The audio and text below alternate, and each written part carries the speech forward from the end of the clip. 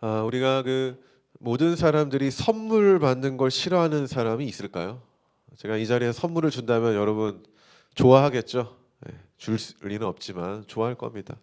선물이 주는 기쁨을 우리가 알기 때문에 기념일이나 생일과 같은 날에, 이 특별한 날에 우리는 선물을 주고 마음을 나누죠. 그 기쁨을 아니까. 요즘에는 선물을 줄 때 뭘 사용하죠? 기프티콘, 그렇죠? 카카오톡.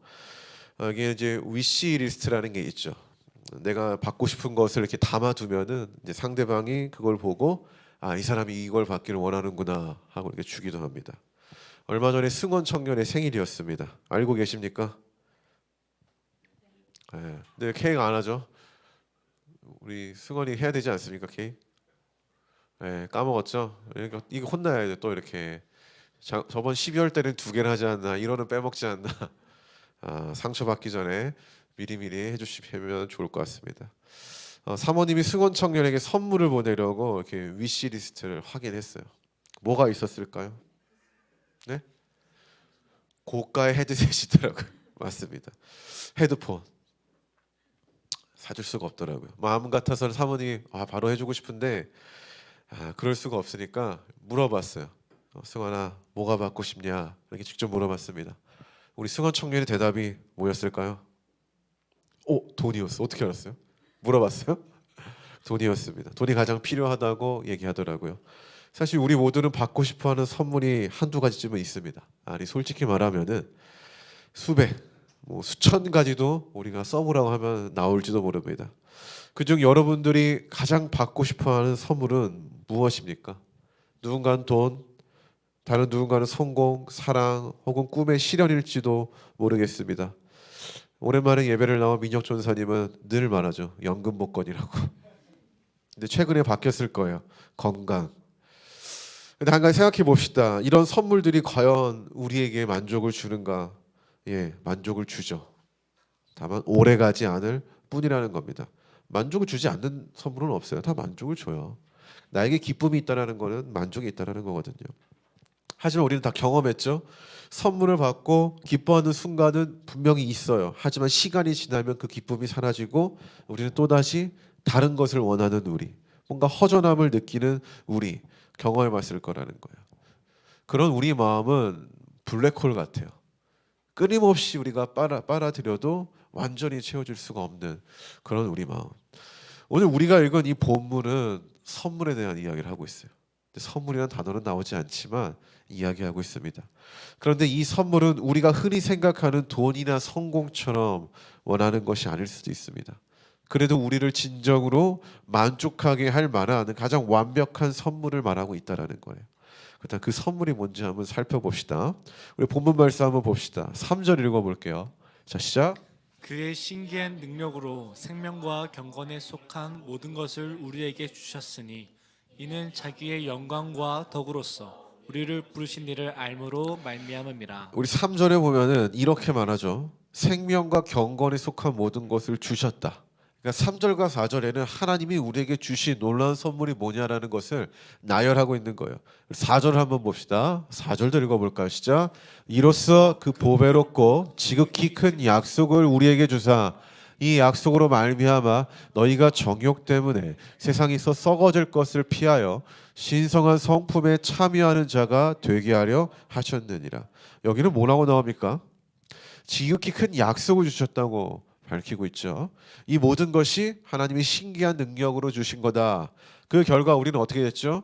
썩어질 것을 추구하는 삶을 벗어나 신성한 성품에 참여하는 존재가 됐다라고 말을 하는 거예요. 그런데 여기서 중요한 질문이 있습니다. 하나님 우리에게 주신 것이 참 많아요. 그렇죠? 참 많은데 포인트는 뭐냐면은 그게 우리가 원하는 거냐라는 거예요. 원하는 거냐는 거죠. 승원이가 이번에 선물을 많이 받았잖아요. 진짜 승원이가 원하는 건 뭐예요? 헤드셋 아닙니까? 30만 원짜리. 근데 다른 사람이 준 게 내가 원하는 거예요. 감사하죠. 그냥 준 거 자체가 감사한데 이게 과연 내가 원하는 거냐는 거죠. 오늘 하나님이 우리에게 주시는 선물 중에 경건이 포함되어 있는데 그것이 과연 우리가 그토록 바라는 선물인가 한번 생각해 봐야 된다는 거예요. 아마 그렇지 않을 겁니다. 그건 우리가 매일 기도하는 기도 내용을 보면 알 수 있어요. 여러분 주로 어떤 기도를 합니까? 하나님 감사합니다. 우리 하빈이 밥을 주셔서 감사합니다. 건강하게 해주세요. 예수님의 이름으로 기도합니다. 하빈이랑 기도하거든요. 별반 다를 바 없어요. 우리도 그렇죠. 오늘 하루를 지켜주십시오 하나님. 오늘 뭐 내가 더 부지런하고 건강하게 살게 해주세요. 성실하게 살게 해주세요. 이런 것이 우리가 주님께 구하는 선물의 목록과 기도의 나열이지 주님 우리에게 경건을 주세요. 주님 신의 성품에 참여하는 자가 해주세요. 이런 선물을 우리가 많이 바라지 않는다는 거예요. 요즘에는 선물을 받을 때 우리가 선물을 주거나 받을 때 내가 받고 싶은 걸 그 사람이 받고 싶은 걸 주려고 하죠. 그래서 기프티콘을 많이 사용하는 것 같아요. 특히 상품권을 많이 주는 것 같아요. 왜?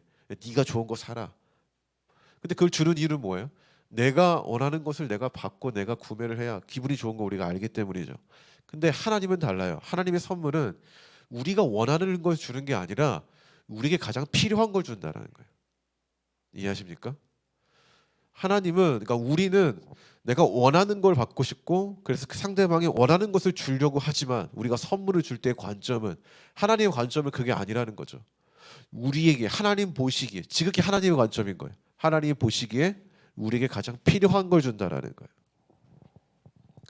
내가 간절히 원하는 것이 아닐 수도 있으나 경건, 신의 성품에 참여하는 것은 하나님 보시기에 우리에게 가장 필요한 거라는 거예요. 가장 필요한 거.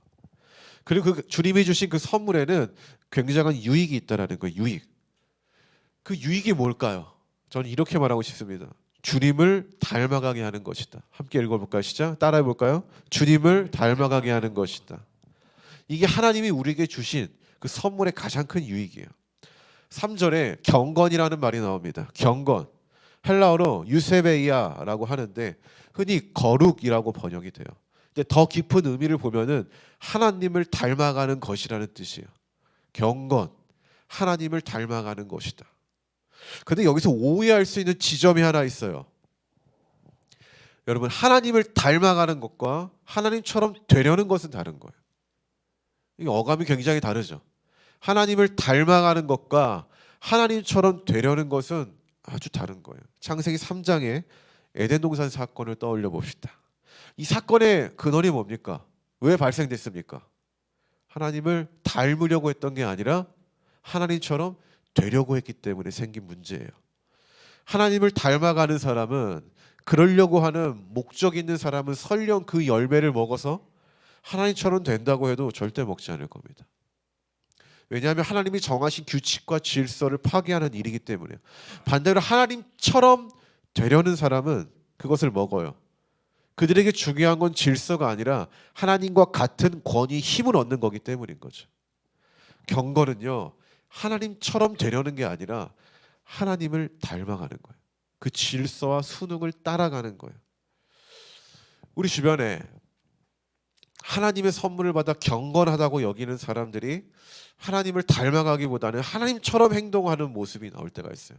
권력 중심적이고 뭔가 힘을 얻기를 바라는, 대표적으로 과도한 은사주의자들이 있습니다. 유튜브에 참 많죠. 최근에도 목사님들 모임에서 이와 같은 대화를 해서, 어떤 대화냐면은 요즘 많은 성도님들이 자기의 신앙 강화를 위해서 교회의 어떤 예배나 훈련보다는 유튜브에 많이 의존한다라는 거예요. 좀 공감이 되십니까? 그렇죠? 왜냐하면 우리가 물리적으로 교회에 있는 시간보다는 혼자 있는 시간이 더 많기 때문에 우리가 유튜브를 통해서 어떤 신앙의 성장도 이루려고 노력한다라는 거예요. 어느 정도 좀 공감이 됩니까? 여러분들 그러고 있습니까? 내가 보고 있는 유튜브 기독교 채널 같은 거 있어요? 있습니까? 근데 문제는 뭐냐면은 이 유튜브라는 게 조회수가 높으려면 굉장히 좀 자극적이어야 되고, 또 어때야 됩니까? 뭔가 놀라운 것들이 막 있어야 되지 않습니까?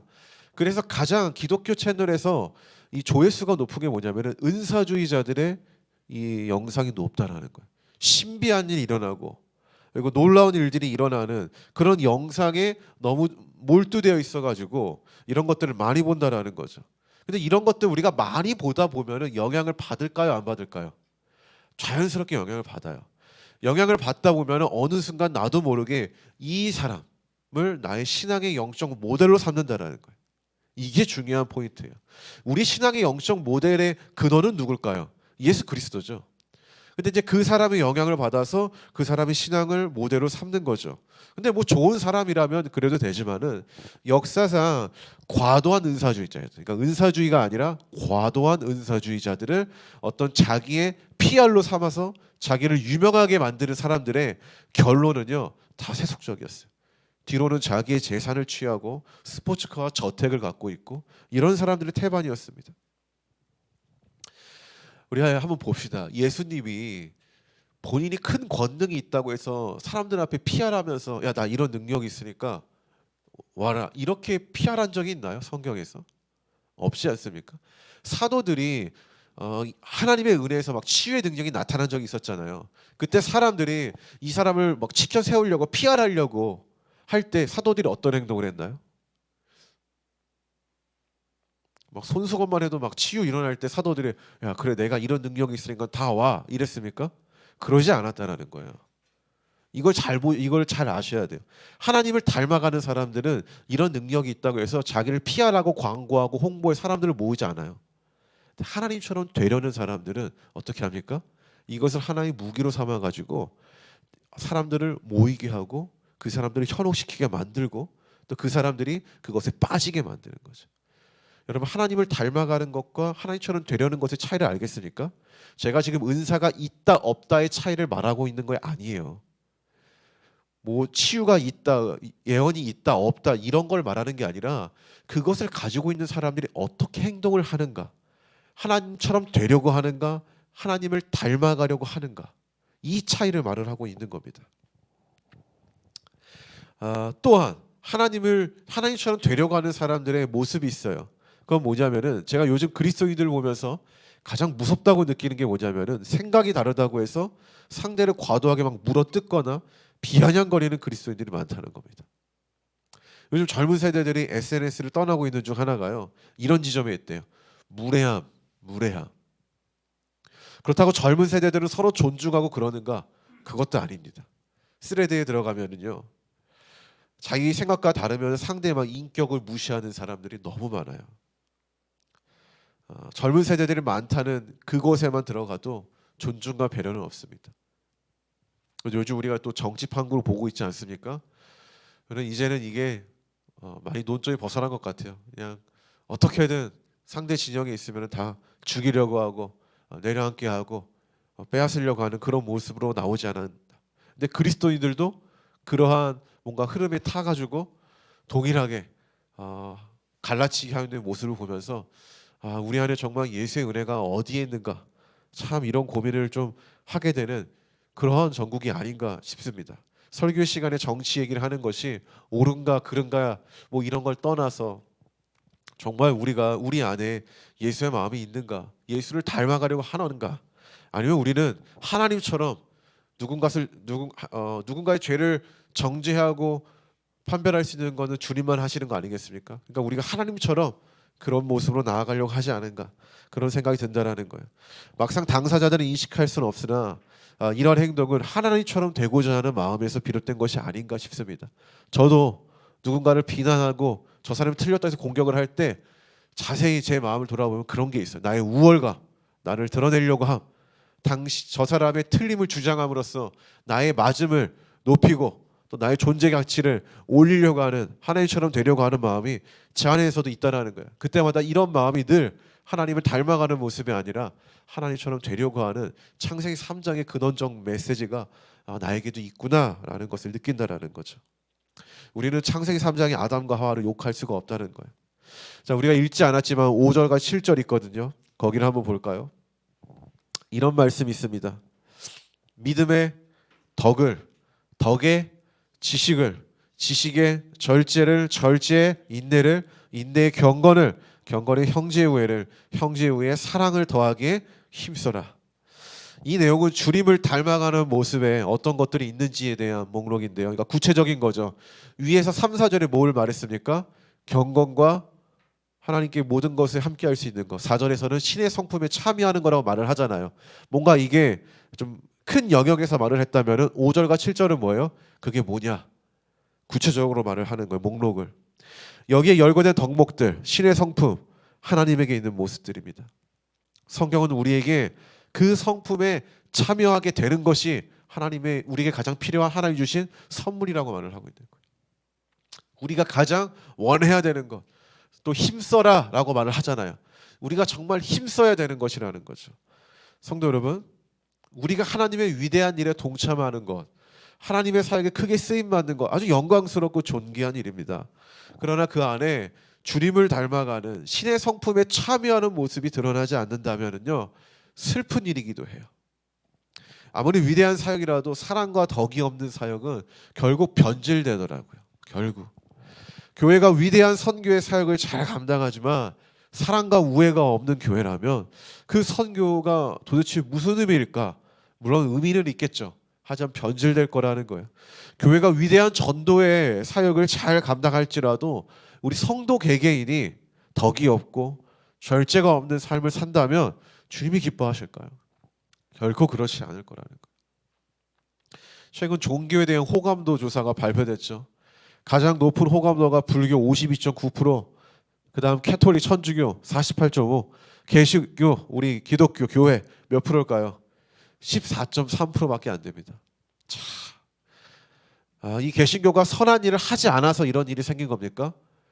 여러분, 종교 중에 개신교가 사회복지에 관련된 일을 제일 많이 합니다.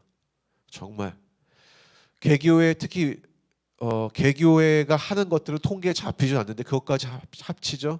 교회가 정말 선한 일을 많이 합니다. 우리도 지난 성탄절에 뭘 했습니까? 성결한 성탄절을 해가지고 이 작은 교회도 그 보육원에 우리가 그 사랑을 전달하지 않았습니까? 우리 같은 교회가 우리밖에 없을 줄 알아요?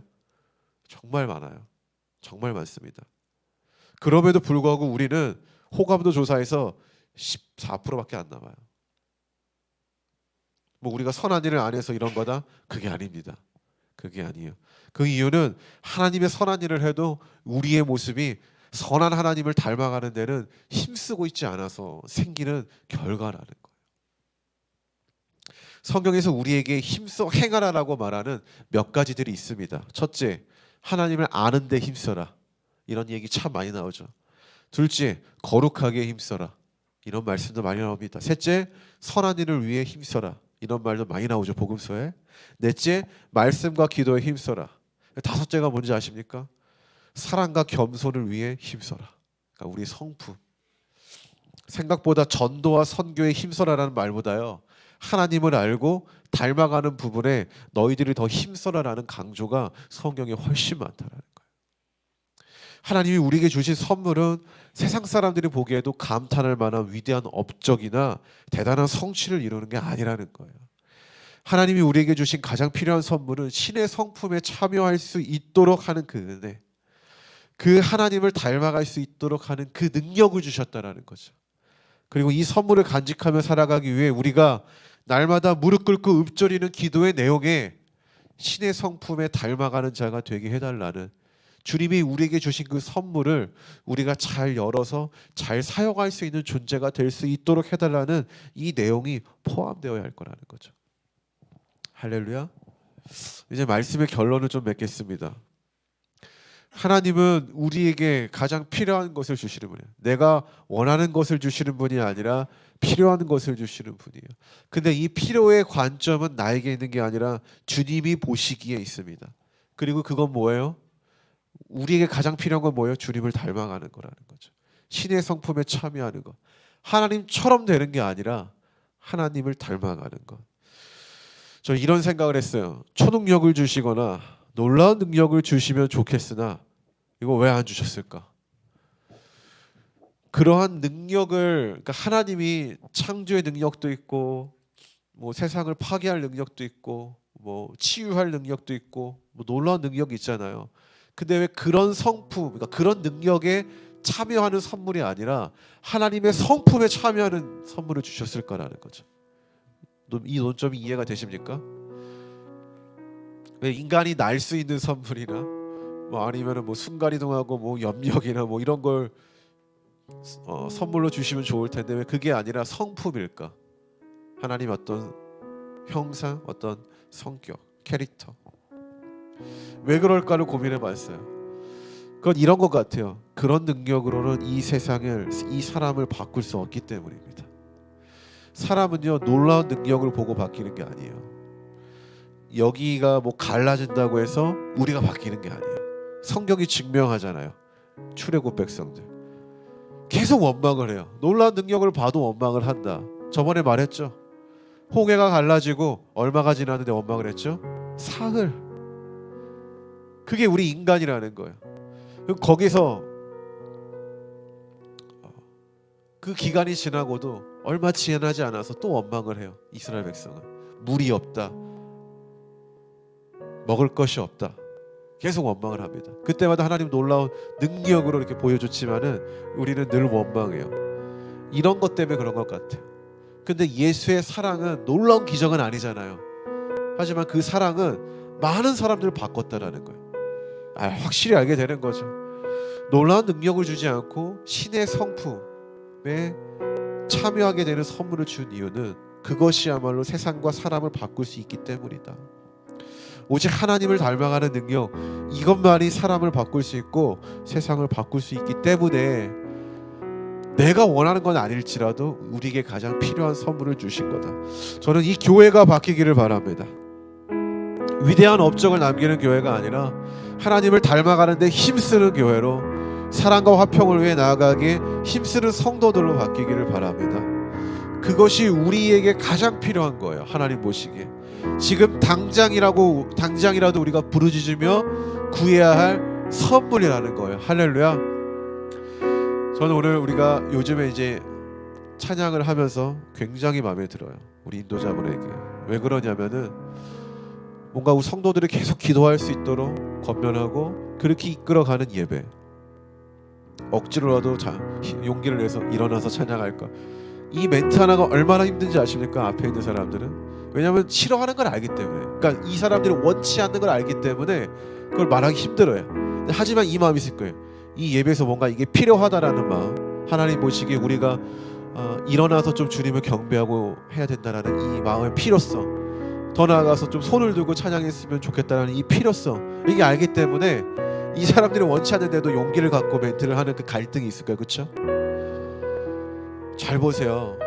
근데 우리가 원치는 않지만은 그 필요에 의해 필요하다고 해서 던져진 말에 우리가 순응을 했을 때 어떠합니까? 더 하나님께 깊이 나아가죠. 더 우리가 예배 가운데 집중하며 나아갈 수 있죠. 잘 보세요. 이게 중요한 거예요. 원하는 걸 얻는 거에서 기쁜 게 아니라 나에게 필요한 걸 얻었을 때 주어지는 기쁨이 분명히 있다라는 거예요. 내가 원치는 않더라도 우리가 그대로 순종하며 나아갔을 때, 저는 앞으로 우리 교회 예배가 계속 깊어졌으면 좋겠어요. 그렇게 깊어졌으면 좋겠어요. 우리가 눈을 감고 하나님을 손들고 찬양하는데 전혀 어색하지 않는 교회가 됐으면 좋겠어요. 그런 예배가 될 수 있도록 우리 다 함께 그렇게 만들어가길 소망합니다. 마지막입니다.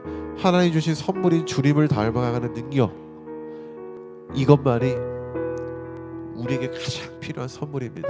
우리 시간 기도합시다. 기도합니다.